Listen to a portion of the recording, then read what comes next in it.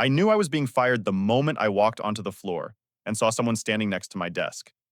He wasn't sitting in my chair. That would have been too obvious. He was hovering, laptop open, eyes locked on the printer like it held the secrets of the universe. The universal posture of someone waiting to take what's about to be vacated. My name is Adam Mercer. At the time, I was 36 years old, and I'd spent 12 years at Kensington Capital doing everything they ask you to do when you believe loyalty still counts. Show up early, stay late, don't make noise, fix problems before anyone notices they exist. What I didn't know, what they didn't realize I didn't know, was that years earlier, during a merger no one bothered to explain properly, part of my compensation had quietly turned into something far more dangerous than a paycheck. Not power, not control, ownership. By the time HR sent the calendar invite, my hands were already shaking. Conference room 4B, 8 a.m., mandatory. I didn't sleep that night. I stared at the ceiling, calculating bills, replaying conversations, wondering how 12 years of loyalty could be reduced to a manila envelope slid across a table. And that's exactly how it started. The HR director smiled the way people do when they're about to ruin your life professionally. My manager sat beside her, already avoiding my eyes. The envelope was waiting. She began reading the script. Then she stopped. Not paused. Stopped. Her eyes dropped to her laptop. The color drained from her face so fast it scared me. She refreshed the page. Once. Twice. Behind her, my manager leaned forward and whispered, "What is it?" She didn't answer him. She just said quietly, "This shouldn't be happening." The termination process had frozen. Not because I mattered, but because firing me had triggered something buried deep in the system, something tied to agreements no one remembered signing, and shares no one expected me to still own. And in that moment, before anyone explained anything, I realized this meeting wasn't about letting me go anymore. It was about damage control. I wish I could say the worst part was the firing meeting. It wasn't. The worst part was realizing the decision had been made long before anyone had the decency to say it out loud. At first, it was small, subtle enough that I almost convinced myself I was imagining it. The kind of changes you'd swear were coincidences if you weren't the one living inside them. A report I'd submitted the same way for years suddenly needed extra oversight. A recurring calendar invite, one I'd been on for over a decade, quietly stopped appearing. No explanation, no follow-up, just gone. My manager, who used to reply in minutes, started taking days. And when he finally did respond, his messages felt different, like someone else had rewritten them before hitting send. Let's keep communication streamlined. We're realigning responsibilities. Nothing personal. Corporate phrases, neutral on the surface, surgical underneath. My name is Adam Mercer. I was 36 at the time, and I'd been at Kensington Capital for 12 years. Long enough to know the difference between a rough quarter and a quiet purge. Kensington didn't fire people loudly. There were no slammed doors or raised voices. They specialized in polished violence, soft smiles, calm tones, calendars weaponized like knives. The firm had grown fast. Mergers, acquisitions, new floors, new executives who wore confidence like it came stitched into their suits. Most people kept their heads down and prayed they wouldn't end up on the wrong side of a restructuring initiative. I did what I'd always done. I worked hard. I stayed useful. I didn't make noise, which is exactly why I didn't see it coming when Mason Hale arrived. Mason wasn't a partner, not officially. His title was Director of Strategic Recalibration, which is corporate shorthand for "I'm here to cut people, and I expect applause for it." He was younger than most of leadership, loud in meetings, always smiling like the firm was his personal stage. He loved words like modernization and efficiency, and people nodded even when it was obvious he understood optics far better than the actual work. The first week, he barely acknowledged me. The second week, he started reviewing my output. By the third week, something happened that made my stomach drop. Instructions started going out under my name that I hadn't written. One night, a junior analyst on my team messaged me. "Hey, Adam, should we really be changing the retention model assumptions? You approve this?" She sent a screenshot. It was an email forwarded from Mason. My name was on it. My approval implied. I hadn't written it. I hadn't approved it. I stared at my phone for a long time before calling my manager the next morning. Straight to voicemail. I emailed him. No response. That's when I understood what was happening. When a company wants you gone, they don't attack you directly. They isolate you. They rewrite the narrative quietly and wait for you to react. Because reaction is permission. If you push back, you're volatile. If you question it, you're not aligned. If you defend yourself, you're not a culture fit. Silence is the only shield you're allowed. It just doesn't feel like a shield when you're wearing it alone. A few days later, I walked in and my badge hesitated at the side door. Red beep, then green.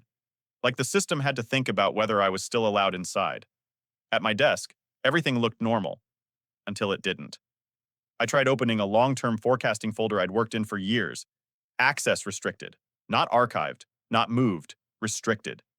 Then another folder locked. Then another. It felt like someone was taking pieces of my brain and placing them behind glass. I opened Slack to message IT. Before I could type, a new email arrived from HR. Mandatory. Workforce optimization review. Attendance required. Conference room 4, B8 a.m. They never say termination in writing. Companies like Kensington don't use that word until you're already trapped in a room with no windows. I stared at the invite longer than I should have. Then I looked around the office. People were working, laughing softly, typing like their lives depended on it. I wondered how many of them had once sat exactly where I was, staring at an HR invite that pretended it wasn't an ending. I didn't tell anyone, not even the colleague I trusted most, because the moment you admit you might be getting fired, people treat you like a contagious illness. That night, I tried to act normal. I ate dinner. I nodded at the right moments. I even laughed at something my wife said. A real laugh that died halfway through because my chest felt too tight. Later, she fell asleep quickly. I didn't. I lay there staring at the ceiling, listening to her breathe, thinking about 12 years of early mornings, late nights, and the lie I'd told myself the whole time, that loyalty would mean something when it mattered. At some point near 3 a.m., I finally drifted into shallow, uneasy sleep. When my alarm went off, my first thought wasn't anger. It was fear, quiet, humiliating. What if they'd already decided I was replaceable, and I was the last person who hadn't accepted it yet? The office felt wrong the moment I stepped off the elevator. Not quiet, busy, too busy. People were talking in low, careful voices. The kind they use when they think something sensitive is happening nearby. A few heads lifted when I walked past, then dropped immediately. Not curiosity, avoidance. That was new. I reached my desk and stopped. Someone else was there. Not sitting in my chair. That would have been too obvious. But standing beside it, half turned toward the printer, pretending to be fascinated by blinking lights like printers ever change. He was young, mid-20s maybe, new suit that still held its shape. Laptop open, screen angled away from me. He glanced up, startled, like he hadn't expected me to arrive so early. "Oh, hey," he said too quickly. "Sorry, I'm just waiting on Mason." Mason. The name landed heavier than it should have. "Do you need something from my desk?" I asked. He shook his head immediately. "No, no, all good." Then he walked away. Fast. I stood there longer than I should have, my hand still gripping my bag. For a moment, I tried to convince myself it meant nothing, that I was reading too much into it. Then the company-wide email hit. "Please welcome Derek to Kensington Capital. He'll be supporting our restructuring initiatives." Supporting. That word again. I looked across the floor. Derek was already seated at a temporary workstation, directly in my line of sight, flipping through a printed packet. My packet. Not summaries, not examples, my actual files. The cold feeling in my stomach wasn't panic. It was confirmation. Mason arrived an hour later, loud as ever, clapping his hands together as he walked through the department like he was hosting a talk show. "There he is," he said, stopping near my desk. "Adam. Perfect timing." He rested a hand on Derek's shoulder. "This is Derek. He'll be shadowing you for a bit. Legacy knowledge transfer." Legacy. The word lingered in the air like a smell no one wanted to name. Derek smiled nervously at me. I smiled back, not because I liked him, but because I understood something he didn't yet. He wasn't replacing me. He was rehearsing my disappearance. I tried to work, I really did, but everything resisted me. A model I'd built last year wouldn't open. A data source timed out with an error I'd never seen before. An internal dashboard asked for permissions I'd always had. When I finally reached a T, the response was polite and useless. "Looks like access changes are in progress. Should resolve soon." Soon. Everything corporate happens soon. Except answers. By late morning, my inbox started filling with strange requests. A senior VP asking for historical data she'd never cared about. A compliance officer requesting documentation from years ago. Someone from legal CCing me on an email chain I'd never been part of. It didn't feel like work. It felt like being audited without being told why. At noon, I tried to eat lunch. I failed. Food sat heavy in my stomach while I watched people glance at me and then look away. Conversations stopped when I passed. A few people offered tight, sympathetic smiles. The kind that said I heard something, but I'm not brave enough to ask. That's when the fear settled in, not loud, not dramatic. The quiet realization that the building had already adjusted to my absence. At 7:52 a.m., 8 minutes before the HR meeting, another email arrived. Reminder, Workforce Optimization Review, Conference Room 4B. I stood slowly. Derek looked up from his laptop. Oh, good luck, he said. Good luck. Like I was about to take an exam instead of lose my job. I walked toward the conference rooms, my footsteps echoing louder than usual. Every step felt exposed, like I was crossing a stage I didn't remember auditioning for. Conference room 4B was already occupied. Mason sat at the table, legs crossed, checking his phone. The HR director, Janine, stood near the screen, organizing papers into a neat stack. A manila envelope rested between them. My name typed cleanly on the front. Janine smiled when she saw me. Adam, thank you for coming. Please, have a seat. I sat. The chair felt harder than usual. She began reading from a printed script. Careful, neutral, engineered to sound compassionate while delivering something irreversible. As part of our ongoing efforts to align resources with strategic priorities. I stopped listening halfway through the sentence. Because Mason wasn't looking at her. He was watching me. Not with satisfaction, with relief, like someone finally setting down a burden. Janine reached for the envelope. Effective today? Then her laptop chimed. Sharp. Wrong. She stopped mid-sentence. Her eyes dropped to the screen.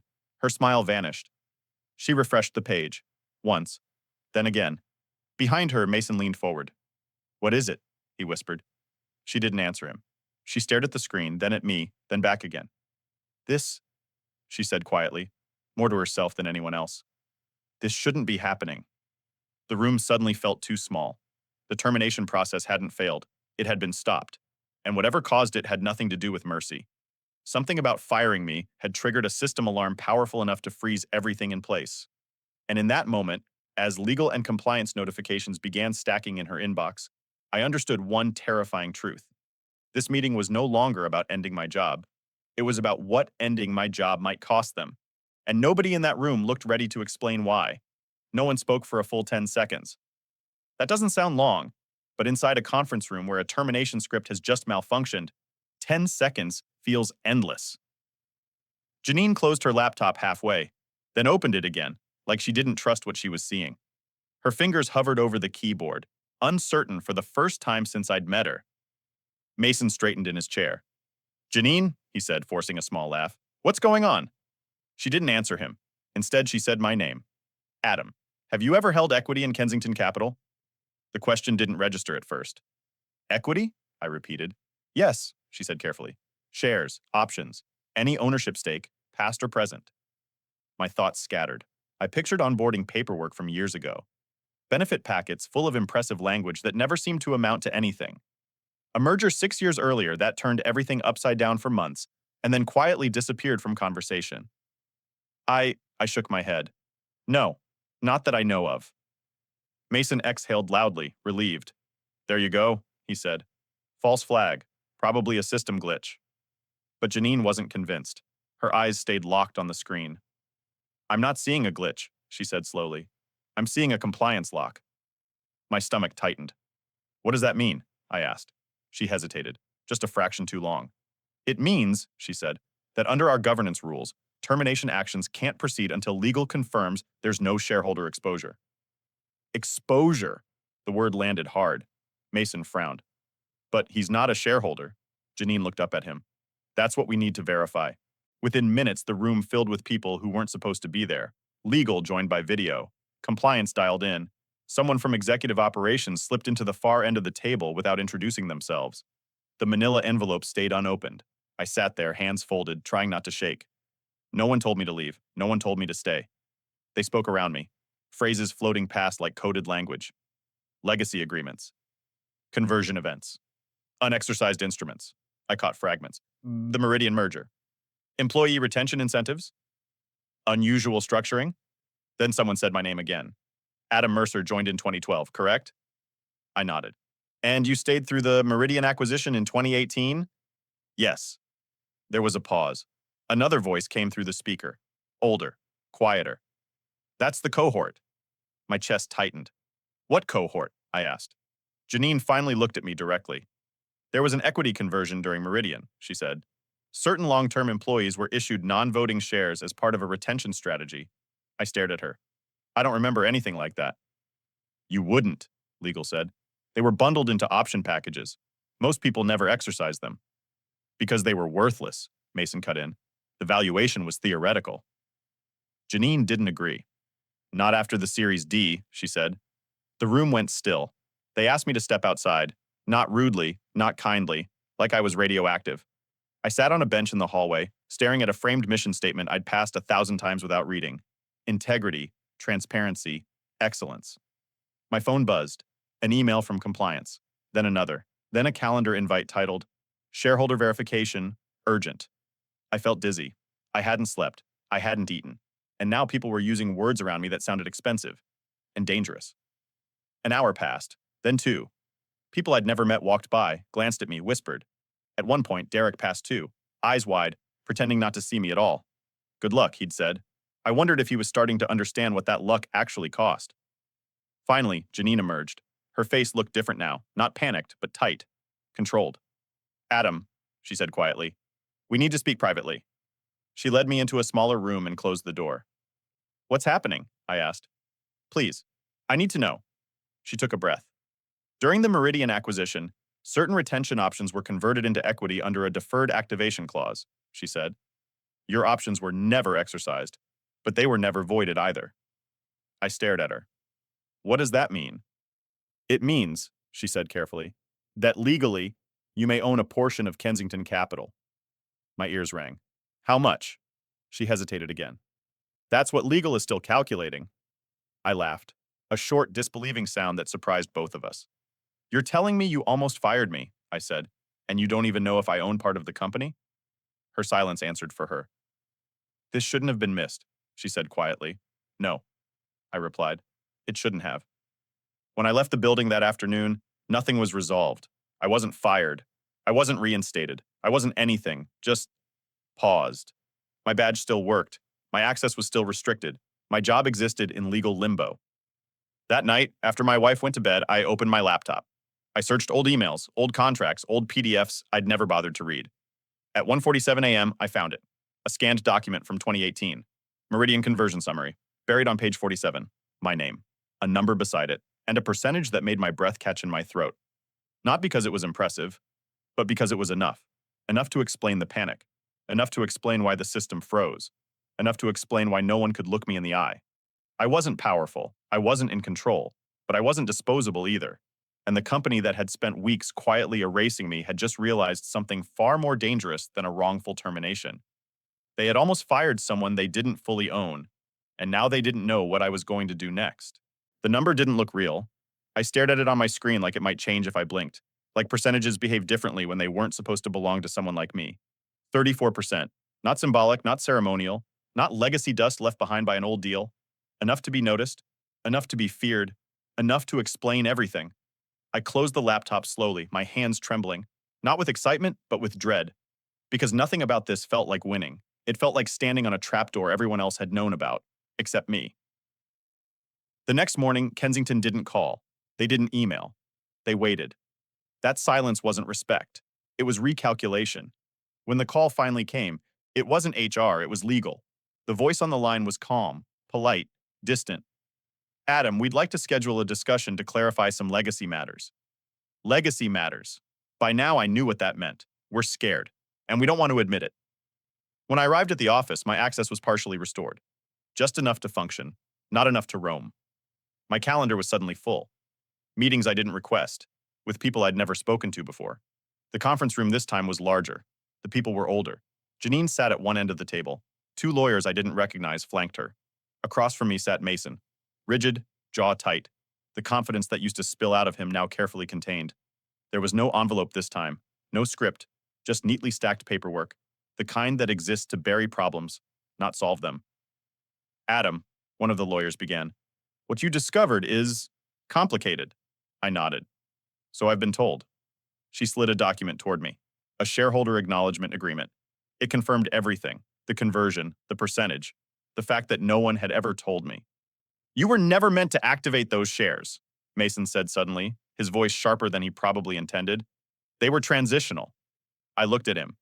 They activated the moment the firm crossed valuation thresholds, I said, tapping the page. That's what this says. One of the lawyers shot him a warning look. Mason leaned back, arms crossed. This is being blown out of proportion. Janine didn't agree.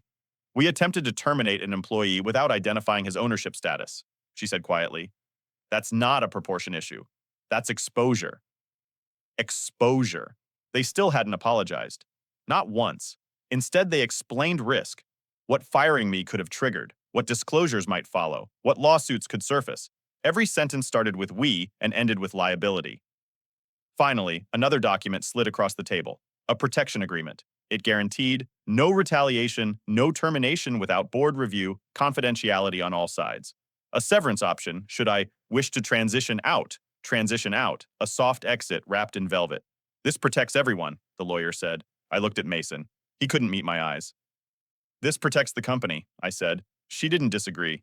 The days that followed were worse than the firing attempt. I stayed, technically, but everything about my presence was wrong. Meetings went silent when I entered. People chose seats farther away. Conversations stopped mid-sentence. I wasn't a colleague anymore. I was a variable. Mason avoided me entirely. When he did speak, it was through intermediaries. Revised requests, filtered messages, legal language replacing what used to be casual conversation. I wasn't being punished. I was being contained. One afternoon, I overheard two executives whispering near the elevators. Do you think he knows how much leverage he actually has? I don't think he knows what he wants yet. They went quiet when they saw me. That's when I understood something important. They weren't afraid of what I'd done. They were afraid of what I might do. That night at home, I finally told my wife everything. She listened without interrupting. Then she asked one question. Do you want to keep working for people who tried to erase you? I didn't answer right away, because part of me wanted to stay, not for power, not for revenge, but because leaving felt like letting them define the ending. And still, every day I walked into that building, I felt smaller, not powerless, just unwelcome. And I realized what kind of power I actually had. Not the loud kind, not the kind that wins arguments, the kind that makes people nervous because it doesn't announce itself, the kind that waits, the kind that doesn't need permission. The following week, I requested the severance meeting. No threats, no ultimatums, just a signature. They accepted faster than I expected. Too fast. Because they didn't just want me gone. They wanted me quiet. What they didn't realize was that quiet doesn't mean harmless. Sometimes it means deliberate. Sometimes it means finished waiting. And sometimes it means the damage hasn't even started yet. Because while they were focused on making sure I walked out the door cleanly, they forgot about the one thing they should have been watching most closely, the shares, and who I was allowed to sell them to. The severance meeting was almost polite, too polite. The lawyer smiled the way people do when they believe they've successfully diffused a problem. Janine nodded along, careful not to say anything unnecessary. Mason wasn't there at all, which told me everything I needed to know about how the firm now viewed him now. Liability.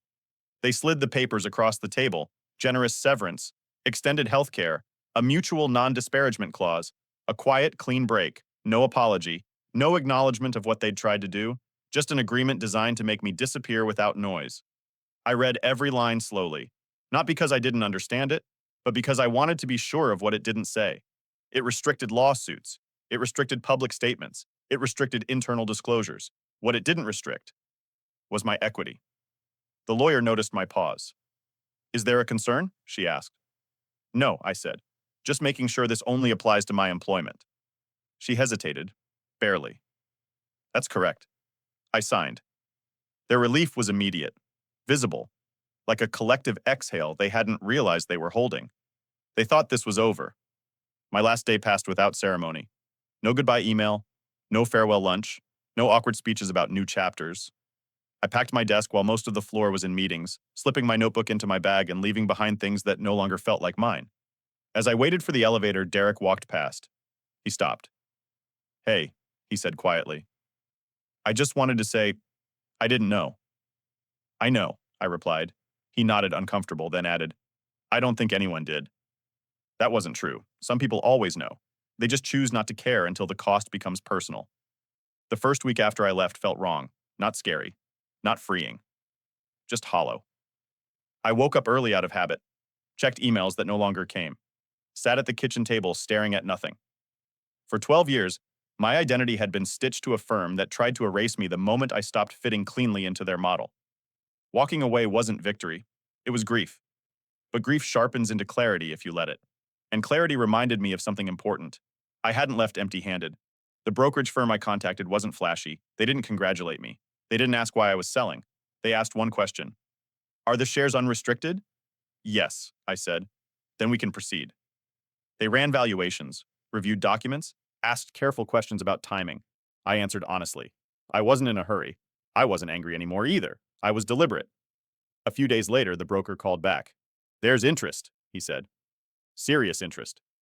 From whom? I asked. He paused. A firm Kensington has history with. That was when I smiled for the first time in weeks.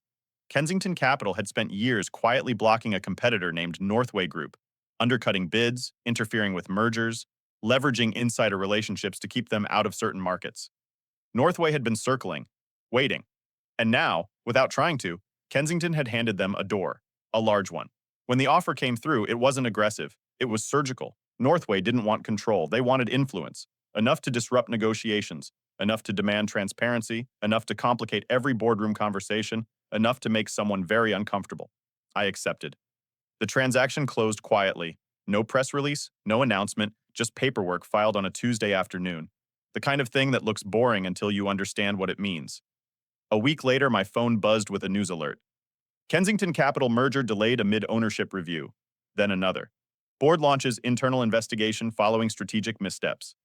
For the first time, Mason Hale's name appeared in print.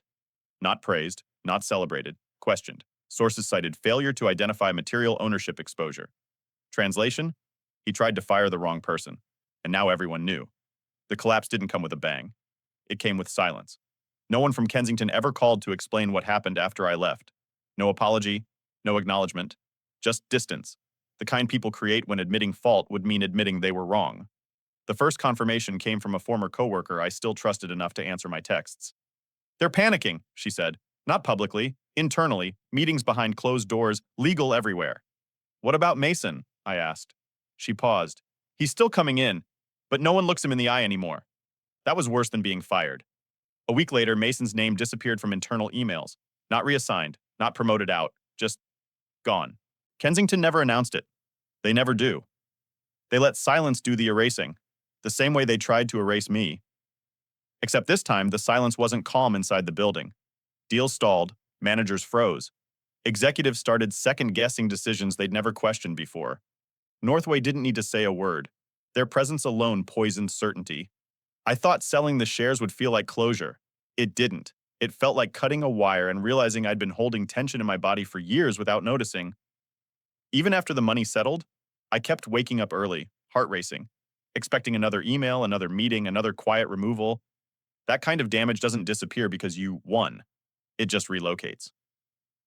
3 months later, I ran into Mason, a coffee shop near the office district. He looked smaller, not older, just diminished. When he saw me, he hesitated, then nodded once. Adam, he said. Mason. He didn't apologize. He didn't accuse. He just said something I didn't expect. I didn't know you'd have leverage. That was it. Not I was wrong. Not I hurt you. Just I didn't know you mattered. And that told me everything. Kensington survived. Companies like that always do. But they never fully recovered their momentum. Too many questions. Too many second looks. Too much paperwork where confidence used to be. People left quietly. Others stayed. Afraid. The culture hardened. I changed too. I stopped trusting systems that demanded loyalty without accountability. I read everything twice. I documented conversations that didn't need documenting. I no longer believed anyone who said, "This is just how business works." Because that phrase is what people say right before they decide who's expendable. The last thing Kensington ever sent me was an automated survey. We value your experience. Would you recommend this company to others? I stared at the screen longer than I should have. Then I closed the tab. Some stories don't need ratings. They just need to be remembered. They tried to fire me quietly. They never apologized. Not Mason, not HR, not the board. They just moved on. The same way they tried to move on without me. Kensington survived. Companies like that always do. But something broke inside it. People stopped trusting decisions. Meetings slowed. Deals hesitated. Not because of what I did, but because everyone realized how close they came to destroying themselves by mistake. I still think about how easily it almost worked.